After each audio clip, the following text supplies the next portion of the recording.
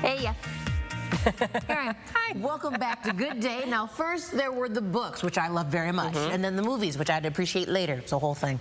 Now you can relive both this weekend at the Stranahan Theater. We're talking Harry Potter and the Chamber of Secrets. See the movie, but hear the score live, conducted by our next guest, Ron Spiegelman. Good morning. Thanks for being here today. It is wonderful to be with you. Yeah, it was and great. here are the scores. Yes. Look at this. That's over 500 pages. Ooh. Yes. I call it music by the pound. Yes. That is a workout right there. So you were with us when you came for the first. Yes, I was a year ago. Right. So welcome back. Thank you. And now you're doing the Chamber of Secrets. We are. Yeah. So explain this experience for people. So the experience is really amazing because you go to a movie and you think, okay, you watch and you hear this music and it just surrounds you. And of course the music is everything in a movie, especially with John Williams. But this time the orchestra is there to play it live. With the screen is above us, 40-foot screen, and then here's the orchestra right in front of you. And so they take off the music from the soundtrack. So you literally everything else is on the soundtrack, right? Except the music, and then we play that live. So it's a challenge for us because we have to be absolutely in sync with the music. By the way, I'm Team Gryffindor, just in case you're wondering. I can see that. The tie too. Yeah. So it's just an incredible experience, taking it up a notch from from what you've seen already. This is a whole other experience. And it's also very visual. So if you think about it, in the first movie you have Quidditch. Well, Quidditch comes back in this movie in a big way. And you can just imagine the violins are just going nuts and going crazy. So it's like we're not just flying on the screen, we're literally flying in the orchestra. The violins are just going crazy, all the strings. And of course you have all of these exciting moments, and then when you hear it live, it's almost like, I look at it as, this is the true 3D experience. Without the funny glasses, right? Because music really gives it its depth. Oh, you saw a bit of the flying car there. That's one of the most difficult scenes in all of the Harry Potter movies. In fact, it's the one that keeps me up at night, just to make sure I can get that just right, because the car has to land, and if we don't land with the car, then it's like it's a car crash. A car crash killed Lily and James. Right. I'm quoting Hagrid. Yeah, you have to be right on, though. You really do, because then the whole audience is like, oh. But what's great about this movie is that it really starts to develop the origin story. You know, you start to learn where Voldemort came from and the interactions with Hagrid and Dumbledore from very early on. And of course you got that amazing scene with the basilisk towards the end of the movie. And then probably one of my favorite characters, one of my favorite themes that John Williams wrote is Fawkes the Phoenix. Da dee dee da dee ba dee da. Sorry, I didn't mean to sing that. Now nobody's coming. I'm sorry. I promise I won't sing. No singing. He's conducting. There'll be no singing for me. So what team are you then? Oh, no, I'm Team Slytherin. You're in Slytherin. I am. I don't know what it is.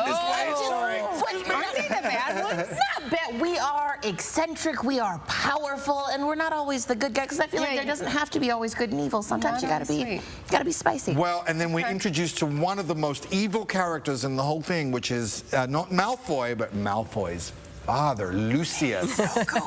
Oh my goodness, when he comes in and he's, you know, he's got those eyes. Regal, and like, just think about it. You come in with a commanding presence. I said, you know, Harry Potter's cool and all, Gryffindor, yay, but who commands a room when they walk into it? Well, but Lucius is the embodiment of Slytherin. I mean, he's just so slimy. And then, of course, the most one of the most beloved characters that doesn't appear much in the movies, but is in number 2 and is in number 7. That would be Dobby. Dobby is just like the most charming and wonderful character, so sweet. And then the bond that he has with Harry is just so wonderful, and the sort of mischievousness. I can't say that word, but anyway, it's too early. It's one of my favorite characters in all of the Harry Potter movies, and so you get to meet them all. Yes. There he is. There's Dobby. It's so sweet. Hey, so you travel obviously a lot, and you're going to be conducting the Toledo Symphony Orchestra when you're here. So what is that experience like for you to work with musicians, you know? Now, I have worked all around the country, and I've worked with all different kinds of orchestras, really large orchestras like Atlanta Symphony and Baltimore Symphony, and so I'm run the gamut of regional orchestras, major city orchestras. I got to tell you, folks, your Toledo Symphony is phenomenal. Yay! I came in the first time, and then when I came back in May for Return of the Jedi, they are so prepared. and so enthusiastic and willing to play this music. A lot of orchestras can be like, what is this thing? Why are we in the dark? Why is there no flexibility? Why is it so fast? And it's like, well, we have to sync with the movie. But Toledo, they were absolutely ready. I got to say, when I heard I was coming back to do this, it was like, yay. I was just excited because they are a wonderful orchestra. And the organization is really terrific. So you're going to hear, really, when you hear this music, at certain times, you will not even realize that it's not the soundtrack. That's how good they are. Wow. So I'm excited to be back here working with them. Good. And so the performance is tomorrow at the Stranahan. So get your tickets out. So you're going to be rehearsing with them. Yeah, we rehearse, and this is the thing. We only do 2 rehearsals on these, and we're just rehearsing tonight. So we fly tonight, so to speak, and then we rehearse tomorrow afternoon, and then we are in on the show. And people are going to have a real treat coming to this. Yes. When you go to something like this, what must you do? Like, because I know sometimes, especially with 3D, I'm always trying to like look down and like watch things and watch the movie and watch things and watch over here. Right. What do I do as an audience member? What's smart to do? Oh, well, you see, I tell the audience, it's like, this is your time. Cheer, scream, have a wonderful time. And the only thing I ask them really it really is to just stay for the end credits. Because, you know, you go to a movie, you go to the end credits, like, okay, time to leave. Yeah. No, this time, the end credits are only very short in this film. But then the lights come up on us, and then you actually get to be able to see the orchestra, because it's just the credits rolling. And now you can focus on the themes that we play. And so that's the only thing I really ask, is that, you know, the rest of the time, it's all up to you. So I tell them, cheer for your heroes and sneer for the villains. Or the opposite, you know. For you, it'll be the villains, right? Oh boy, I'm not surprised though.